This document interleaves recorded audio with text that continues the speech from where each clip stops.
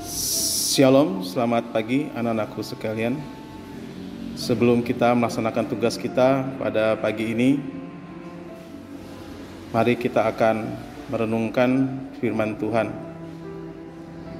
Terlebih dahulu kita masuk ke dalam saat teduh. Kita berdoa dalam hati kita masing-masing.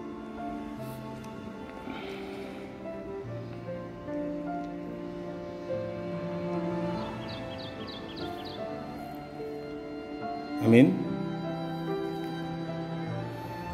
Renungan pada pagi ini mengambil tema tentang pengendalian diri.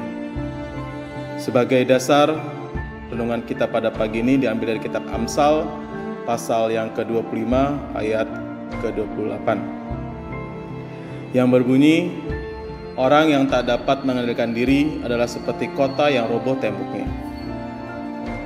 Penguasaan diri adalah kemampuan ilahi yang diberikan Tuhan kepada orang percaya, merupakan ketetapan hati serta pikiran untuk menahan dan pengendalian diri, agar ia bereaksi, berbicara, berpikir, dan bertindak sesuai dengan firman Tuhan. Penguasaan diri bisa juga diartikan sebagai sikap kehidupan yang tegas, baik terhadap orang luar maupun terhadap diri sendiri, dan juga terhadap keinginan-keinginan duniawi.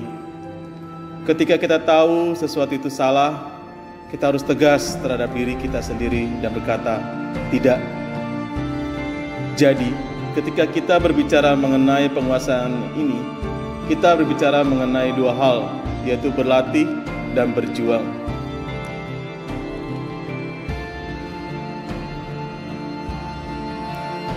Orang yang sabar melebihi seorang pahlawan.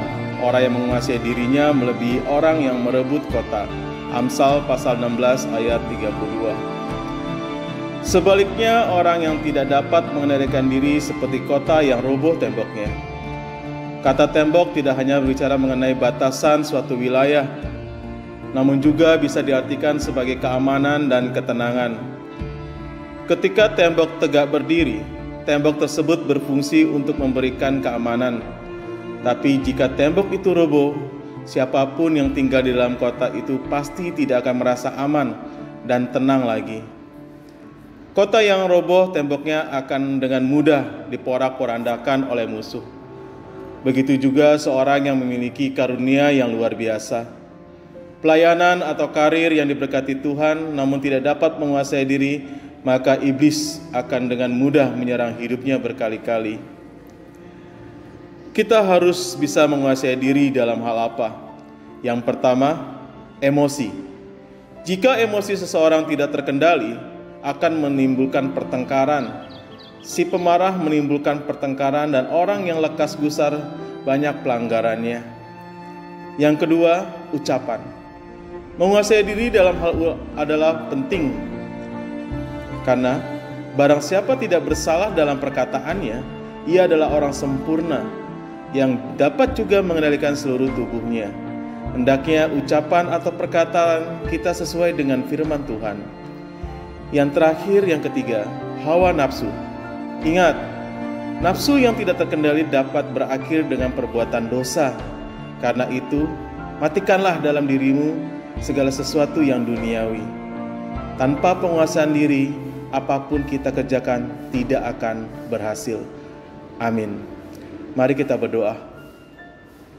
Tuhan Yesus, Allah Bapa kami yang baik, terima kasih Tuhan, pada pagi ini Kau telah mengajarkan kami untuk mengendalikan diri kami, baik itu dari emosi, ucapan, hawa nafsu.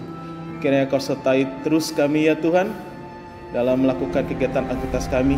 Jauhkan kami dari ucapan-ucapan yang tidak menyenangkan hati-Mu. Terima kasih Tuhan Yesus, terima kasih. Amin.